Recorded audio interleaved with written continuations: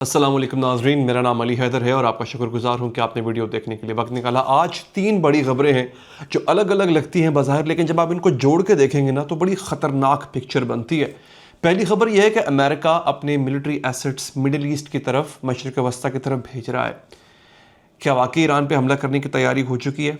अब आपको लगेगा हर कोई ये खबर दे रहा है, मगर ये डिफरेंट है। उसकी वजह क्या है थोड़ी देर में बताऊँगा आपको। दूसरी खबर यह है, सेनेटर लिंडसे ग्राहम, ये कौन है और ये इजराइल पहुंच गया। जब ये इजराइल पहुंचा तो हर बड़े आउटलेट ने, CNN, Al Jazeera, Fox News, जितने भी बड़े आउटलेट्स थे, RT, उन्होंने ब्रेकिंग न्यूज़ लिखी कि लिंडसे ग्राहम इजराइल पहुंच गया है।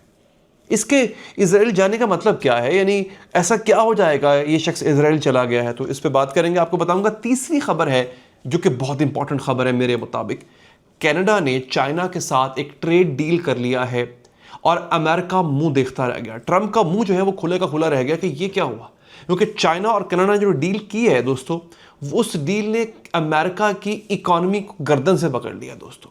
ये 3 खबरें एक ही दिन में आती हैं और इनमें एक कनेक्शन है जो कि आपको खबरें शायद सुन ली हो, लेकिन मीडिया ने ये नहीं बताया होगा कि कनेक्शन क्या है, क्योंकि ये कनेक्शन दिखा रहा है कि ट्रंप की एग्रेसिव पॉलिसीज अमेरिका को अकेला करने जा रही हैं, हमेशा के लिए अमेरिका को डुबाने जा रही हैं। उसके दुश्मन जो है वो उसके दोस्तों के साथ मिल रहे हैं। अब देखिए, किसी शख्स के दुश्मन दूर हो जाए समझ में आता है, लेकिन दोस्त दूर हो जाए ये समझ से बाहर है। और सबसे खतरनाक बात यह कि अमेरिका अपने सबसे क्लोजेस्ट एलाय कनाडा को भी खो रहा है। तो आज मैं आपको बताऊंगा कि कैसे एक ही दिन में ये 3 इवेंट्स ने ट्रंप की फॉरेन पॉलिसी की धज्जियां उड़ा के रख दी है। तो आइए शुरू करते हैं दोस्तों। पहले ईरान वाली खबर में बात करते हैं। फॉक्स न्यूज़ रिपोर्ट कर रहा है कि US military assets middle east यानी मशरिक़ वस्ता की तरफ मूव कर दिए गए हैं। जितने भी फौजी असासे हैं अमेरिका के, उनको ईरान की तरफ, मशरिक़ वस्ता की तरफ मूव किया गया है। ट्रंप ईरान पर स्ट्राइक्स कंसिडर कर रहा था एहतजाज के क्रैकडाउन की वजह से। उसने कहा कि जब तक एहतजाज जारी रहेगा और ईरानी हुकूमत उसे क्रश करेगी, मैं हमला कर दूंगा। सेनेटर लिंडसे ग्राहम जो ट्रंप का बहुत क्लोज है और ये एक ऐसा आदमी है जो कि न सिर्फ फ़लस्तीन दुश्मन है, ईरान दुश्मन है, बल्कि ये मुसलमान दुश्मन है। इसके मुंह से जब भी इसका मुंह खुला है, इसके मुंह से सिर्फ जहर निकला है। अल जज़ीरा की लाइव अपडेट्स कहती हैं कि ग्राहम पुश कर रहा है इजराइल को कि वो ईरान पर यूनिलैटरली एक्शन करे। अब ग्राहम जो कि ट्रंप के इतने करीबी है, वो इजराइल पहुंच गया और इजराइल से कह रहा है कि तुम ईरान पर हमला करो। ये सारा सीन आप पहले देख चुके हैं। हम 13 जनवरी को कतर बेस से इवैक्यूएशन होती है, 14 जनवरी को 96 घंटे में हमला हो जाएगा, ये खबर आती है। 15 जनवरी को एयर स्पेस बंद हो जाती है, मगर फिर हुआ कुछ नहीं। और 16 जनवरी को फिर से एसेट्स मूव हो रहे हैं। सेनेटर जो है वो ग्राहम, वो इजराइल जा रहा है और कहा जा रहा है कि अब एक्शन लिया जाएगा। यहाँ ट्विस्ट है दोस्तों कि जितनी बार ट्रंप धमकी देता है और फिर कुछ नहीं होता, उतनी बार उसकी क्रेडिबिलिटी ज़ाया हो रही है दोस्तों। मुझे ये लगता है कि लिंडसे ग्राहम का इजराइल जाना इस बात की पेशगोई है कि इजराइल को मनाया जाएगा कि अमेरिका तो कुछ नहीं कर रहा, तुम ही कुछ कर लो, क्योंकि अमेरिका पे तो प्रेशर इस वक्त है। अमेरिका के पास कोई सॉलिड रीज़न नहीं है ईरान को नीचा गिराने का।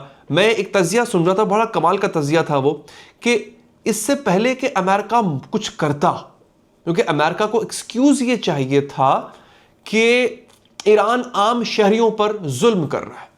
ईरान ने बड़ा स्मार्ट काम किया। ईरान ने 2 काम किए, अगर आपने मेरी वीडियो देखी हो। ईरान ने सबसे पहले तो इंटरनेट बंद करके स्टारलिंक का जो कनेक्शन था, इलॉन मस्क का स्टारलिंक, उसको बंद कर दिया। अब अमेरिका अंधा हो गया, अमेरिका को पता ही नहीं था कि ईरान के अंदर हो क्या रहा है। जो उसके इंटेलिजेंस रिसोर्सेज से उसको मिल रही थी खबर, वो मिल रही थी, उसके अलावा नहीं था कुछ। फिर उसने ये किया, उसने इंटरनेट बंद करके उसने जो प्रोटेस्टर्स थे उनके बीच में जो शरपसंद दहशतगर्द थे उनसे निपटा और उनको एक्सपोज किया दुनिया के सामने। अब अमेरिका के पास कोई एक्सक्यूज ही नहीं रहा कि वो ईरान पर हमला करता। तो यहां से लिंडसे ग्राहम जैसे फिर जो स्टूजेस हैं, इस तरह के जो लोग हैं, फिर उनको भेजा जाता है। ये इसराइल यही काम करने आया। देखें, वेनेजुएला में बड़े आराम से इसने मडोरो को उठा लिया था, लेकिन ईरान 3 हफ्ते से धमकियां दे रहा है, कुछ कर नहीं पाया। सोचें आप क्यों। पिछली वीडियो में मैंने आपको बड़ी डिटेल से बताया था, गल्फ एलाइज हैं, गल्फ के अंदर, खलीजी ममालिक के अंदर जो कि इत्तेहादी हैं अमेरिका के, वो रोक रहे हैं उसको। वो कहते हैं भाई ईरान बड़ा कैलकुलेटेड चलता है, हमारी एक एक अड्डा, हमारी एक एक बेस ईरान के निशाने पर है, तुमने अगर ईरान पे हमला किया, ईरान हम पे हमला करेगा। तो दोस्तों ये अब जो मिलिट्री मूवमेंट्स कहा जा रहा है, ये क्या है? ये फिर से थिएटर है, ईरान को दिखाना है कि हम सीरियस हैं, लेकिन एक्चुअली में कुछ होने वाला नहीं है दोस्तों, और ईरान ये जानता है। इंटरेस्टिंग बात यह है, इसलिए वो बिल्कुल अनफेज्ड है, अपना काम कर रहा है, प्रोटेस्ट क्रश कर रहा है, एहतजाज करने वालों को रोक रहा है, इंटरनेट उसने बंद किया हुआ है, टैंक्स सड़कों पर हैं, फौज उसकी सड़कों पर है, अमेरिका धमकियां दे रहा है, ईरान इग्नोर कर रहा है। पहली बार हिस्ट्री में ऐसा हो रहा है कि अमेरिका की धमकियां इतनी हॉलो हो गई हैं, इतनी खोखली हो गई हैं कि जो टारगेट कंट्री है उसको सीरियस ही नहीं ले रहा। दोस्तों ये स्ट्रेंथ नहीं है, ये वीकनेस है अमेरिका की। जब आप हर हफ्ते धमकी देते और कुछ नहीं कहते तो लोग आपको सीरियस लेना बंद कर देते हैं। शेर आया। वेनेजुएला के बाद ट्रंप को लगता था कि सब डर जाएंगे, देखो मडोरो के साथ क्या किया। ईरान नहीं डरा, ईरान ने 45 साल जंग की है, शहीद करवाए हैं अपने लोग अमेरिका के हाथों, क्योंकि ईरान जानता है कि वेनेजुएला और ईरान में फर्क है। वेनेजुएला 28 मिलियन की आवाम है, वीक मिलिट्री है, कोई एलाई नहीं है, कोई मददगार नहीं है। ईरान 100 मिलियन का मुल्क है, बैटल हार्डन फोर्सेस है, रशिया चाइना साथ मिले हुए हैं, गल्फ भी अब तो साथ दे रहा है। तो ट्रंप की सारी धमकियां बेकार हैं, और ग्राहम का इजराइल जाना वो सिर्फ ऑप्टिक्स है। इजराइल चाहता है कि अमेरिका कुछ करे, एक्शन करे, लेकिन अमेरिका कर नहीं सकता। तो बस होगा क्या, मीटिंग होगी, स्टेटमेंट आएगा, वी स्टैंड विद इजराइल, और फिर कुछ नहीं होगा। ईरान ये सब समझता है, इसलिए वो अपने काम में खामोशी से लगा हुआ है। और दोस्तों अब आते हैं असली शौक पर। जी हाँ दोस्तों, कनाडा। अच्छा, 16 जनवरी 2026 Canadian prime minister Mark Carney ये बीजिंग पहुंचे, प्रेसिडेंट शी जिनपिंग से उन्होंने मुलाकात की और एक ट्रेड डील को अनाउंस कर दिया। कनाडा अपनी 100% टैरिफ चाइनीज इलेक्ट्रिक व्हीकल्स पर 6.1% तक गिरा देगा। चाइना जो पहले 100% टैक्स देता था कनाडा को, किस लिए? ताकि वो अपनी गाड़ियां एक्सपोर्ट कर सके कनाडा और माल कमा सके। कनाडा ने 100% से वो टैरिफ नीचे ला के 6.1% कर दिए, 49,000 ईवीज पर ईयर तक। यानी इतनी बड़ी डील है, और कनाडा ने चाइना को अपनी मार्केट तक एक तरह से मुफ्त रसाई दे दी है। बदले में चाइना अपनी जो उसके जो टैरिफ हैं वो कैनेडियन एग्रीकल्चर एक्सपोर्ट्स पर ड्रास्टिकली कम कर देगा। यानी कनाडा जितने भी एग्रीकल्चरल ज़रूरी अजनास उगाता है वो चाइना एक्सपोर्ट करेगा, और चाइना उस पर टैक्स नहीं लेगा। जैसे फॉर एग्जांपल कनोला है, फिर लॉबस्टर्स, क्रैब्स, ये इस तरह की चीज़ें हैं। बीबीसी कहता है ये लैंडमार्क डील है, पहली दफ़ा 2017 के बाद कैनेडियन प्राइम मिनिस्टर चाइना गया। अब सोचिए दोस्तों, कनाडा अमेरिका का सबसे क्लोजेस्ट एलाय है, नेफ्टा पार्टनर है, बॉर्डर शेयर करता है, सिक्योरिटी एग्रीमेंट्स हैं, नेटो का इत्तेहादी है। वो कनाडा जो अमेरिका जो कंप्लीटली वो कनाडा अमेरिका को अब कंप्लीटली बाईपास करते हुए चाइना से डील कर रहा है। और ज़रा टाइमिंग देखिए, ये तब हो रहा है जब ट्रंप टैरिफ लगा रहा है, हर किसी पर टैरिफ लगा रहा है, कनाडा पर भी टैरिफ लगा दिया, चाइना पर भी, यूरोप पर भी। कनाडा ने सोचा कि अगर अमेरिका प्रेडिक्टेबल नहीं है, अमेरिका के पे हम इन्हिसार नहीं कर सकते, तो किसी और से डील करो। वो किसी और के पास कौन था? वो कोई और, चाइना, अमेरिका का दुश्मन। ये अमेरिका के लिए एक बहुत बड़ा डिप्लोमेटिक थप्पड़ है। आप अपने क्लोजेस्ट एलाय को इतना एलियनेट कर देते हो, खुद से इतना दूर कर देते हो कि वो आपका सबसे बड़ा दुश्मन बन जाता है, या आपके सबसे बड़े दुश्मन से हाथ मिला लेता है। कैनेडियन किसान खुश हैं, कनोला प्रोड्यूस करने वाले, उनको बड़ा फायदा होगा। जो फार्मिंग करते हैं वो इस वक्त जश्न मना रहे हैं। इलेक्ट्रिक व्हीकल सस्ती हो जाएगी कनाडा के अंदर, और अमेरिका वो बाहर से देख रहा होगा। दोस्तों ट्विटर पर, एक्स पर कैनेडियंस लिख रहे हैं, Canada first, smart move, finally we are diversifying. कुछ लोग कह रहे हैं कि चाइनीज ईवी से डोमेस्टिक ऑटो इंडस्ट्री को नुकसान होगा, अमेरिकन बैकलैश होगा। मिला जुला रद्द-ए-अमल है, लेकिन मेजोरिटी कह रही है कि अमेरिका ने अपनी पॉलिसी से हमें मजबूर किया। अब जरा याद करें ट्रंप ने किया क्या था। ट्रंप टैरिफ्स लगा दिए रहा था कनाडा पर, नेफ्टा को रिनेगोशिएट कर रहा था, ट्रेड की धमकियां दे रहा था, और अब वो ग्रीनलैंड एक्वायर करना चाहता है, आपको पता ही होगा। और अब दोस्तों ट्रंप ने एक और कुल्हाड़ा मारा अपने ऊपर। हुआ ये कि आपको पता ही है कि वो ग्रीनलैंड को हथियाना चाहता है। ग्रीनलैंड को हथियाने की वजह से उसके खिलाफ यूरोप हो गया पूरा का पूरा। यूरोप ने कहा जनाब हम तो ऐसा नहीं होने देंगे। यूरोप ने क्या किया, उन्होंने अपने अपने ट्रूप्स, किसी ने 2, 4, 5, 10, 20 जितने भी उसके पास थे उसने भिजवा दिए। 10 थे, 1 फौजी, 2 फौजी, 10 फौजी, 100 फौजी।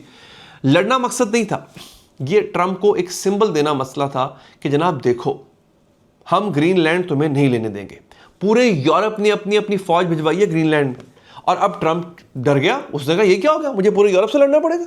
ट्रंप ने एक और धमकी दे दी। उसने कहा जनाब जो मुल्क ग्रीनलैंड को सपोर्ट करेगा मेरे खिलाफ होगा, चाहे वो यूरोप का कोई भी मुल्क क्यों ना हो, उस पर 100% टैरिफ लगेगा। अब इसके पास सिर्फ एक ही हल है, वो है टैरिफ। टैरिफ का मतलब क्या होता है, पूरी दुनिया अपनी चीज़ें अमेरिका भेजती है तो कि वहाँ पे अच्छे दामों फरोख्त होती है, लोग आबादी बहुत है, लोग खरीदार बहुत है वहाँ पे, तो लोगों को मुनाफा होता है। ये हर मुल्क पे टैक्स लगाएगा कि मेरे मुल्क में कुछ बेचना है तो मैं टैक्स देना पड़ेगा। आप सोचे एक वक्त आएगा लोग अमेरिका में चीज़ें बेचना छोड़ देंगे, लोग और मंडियाँ ढूंढ लेंगे, तो फिर क्या करेगा ये लोग, फिर ये इंसान क्या करेगा। यूरोप अपना रास्ता नाप रहा है, कनाडा जो साथ खड़ा है और हमेशा साथ रहा है अमेरिका के, उस तक ने अमेरिका के दुश्मनों से हाथ मिला लिया दोस्तों, वो अपना रास्ता नाप रहा है। कनाडा की डील, यूरोप के साथ पार्टनरशिप, लैटिन अमेरिका में इस वक्त इन्वेस्टमेंट हो रही है, अफ्रीका में इन्फ्लुएंस है इस वक्त दीगर मुल्कों का दोस्तों, चाइना का। अमेरिका दुनिया को एक ज़माने में ना यूनाइट कर रहा था चाइना के अगेंस्ट, और अब ट्रंप की पॉलिसीज दुनिया को यूनाइट कर रही है अमेरिका के अगेंस्ट। ये है वो डाउनफॉल जिसका मैं अक्सर अपनी वीडियोस में जिक्र करता हूं दोस्तों। और अब मैं आपको बताता हूं कि ट्रंप जो है ना इस वक्त वो एक खुला सांड जैसे होता है, एक इंसान जो कि बदमस्त हाथी की तरह जो उसके रास्ते में आ रहा है उसको वो टक्कर मार रहा है। और अगर आपको याद हो दोस्तों, मैंने इस पर एक वीडियो, बड़ी कॉम्प्रिहेंसिव वीडियो की थी कि वो 7 स्टेजेस ऐसे होते हैं कि जिसकी वजह से, जिसके बाद कोई भी सुपर पावर वो सुपर पावर नहीं रहती। मैंने फ्रांस की एग्जांपल दी थी, मैंने आपको बरतानिया की दी थी, मैंने आपको रूस की एग्जांपल दी थी। और एग्जैक्टली वो जो 7 स्टेजेस हैं, जैसे ही वो पार होते हैं वो सुपर पावर ख़त्म हो जाती है। और मैंने अपनी वीडियो में आपको बताया था कि उनमें से 5 स्टेजेस अमेरिका पार कर चुका है, लेकिन आज की खबर के बाद मैं आपसे ये कह सकता हूँ कि इनमें से 6 स्टेजेस अमेरिका पार कर चुका है, एक स्टेज रह गया है। अगर आप जानना चाहते हैं कि वो स्टेजेस कौन से हैं, मेरी जाके वीडियो देख सकते हैं। और चैनल को अगर आप सब्सक्राइब करेंगे तो ऐसी कोई भी वीडियो आप मिस नहीं कर पाएंगे दोस्तों। अपना बहुत बहुत ख्याल रखिए, वीडियो को लाइक कीजिएगा क्योंकि अच्छा लगता है जब आप वीडियो को लाइक करते हैं। बहुत ख्याल रखिएगा, अल्लाह हाफिज़।